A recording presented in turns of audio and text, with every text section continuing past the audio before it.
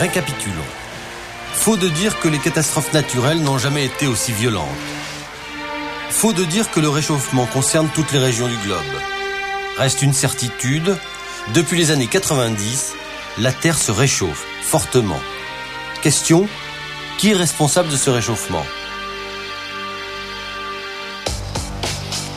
Pour les écologistes les plus radicaux, cela ne fait aucun doute.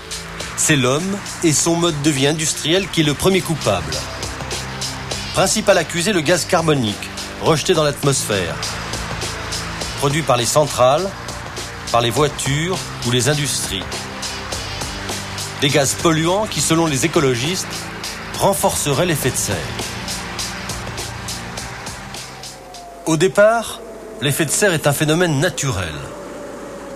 Une enveloppe de gaz entoure la planète et retient la chaleur du soleil. C'est grâce à cette enveloppe que la vie est possible sur Terre. Explication. Les rayons du soleil touchent la Terre. Ils sont renvoyés dans le ciel et piégés par cette couche de gaz invisible, ici en rose.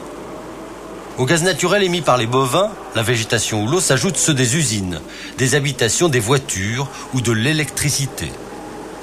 Pour les écologistes, ce sont ces gaz, produits par l'homme, qui sont les premiers coupables du réchauffement de la planète. Pour faire la part des choses, et notamment définir le rôle de l'homme dans des domaines aussi complexes, direction ce laboratoire des sciences du climat.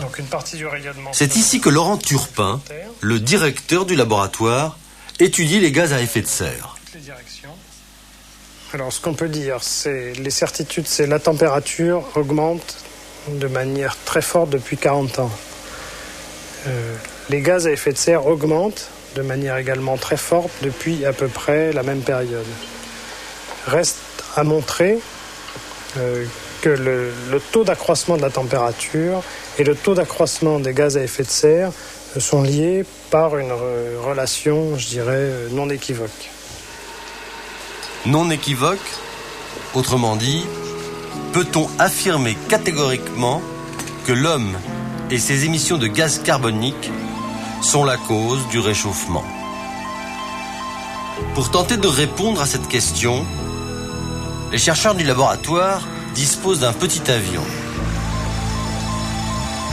À l'intérieur, un attirail ultra perfectionné, un ordinateur de très haute technologie et des instruments de prélèvement faits sur mesure.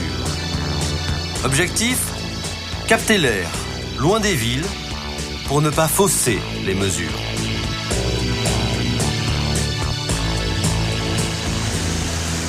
Donc on va prélever là des échantillons d'air jusqu'à 3000 mètres d'altitude.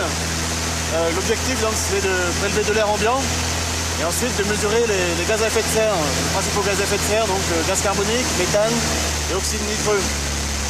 Donc l'objectif à long terme de ces mesures, c'est de pouvoir comprendre quel est le lien entre l'augmentation des gaz à effet de serre et le changement du climat.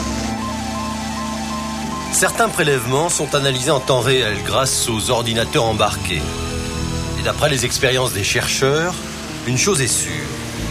Le taux de gaz carbonique émis par l'homme a triplé depuis le début de l'ère industrielle. Mais pas question pour autant de déduire que l'homme est responsable du réchauffement. Sinon, comment expliquer que la température n'ait pas augmenté dans le même temps de façon constante ?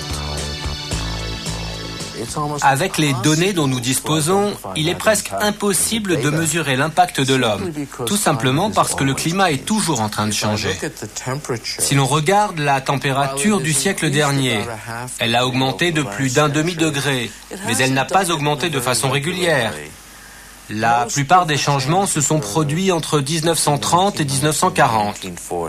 De 1940 à 1970 à peu près, la température a baissé.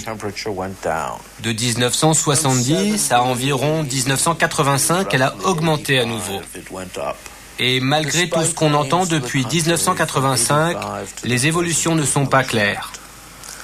Donc, tant que les changements ne sont pas réellement importants, qui peut nous dire ce qui est en train de se passer et si le système ne change pas de façon naturelle ?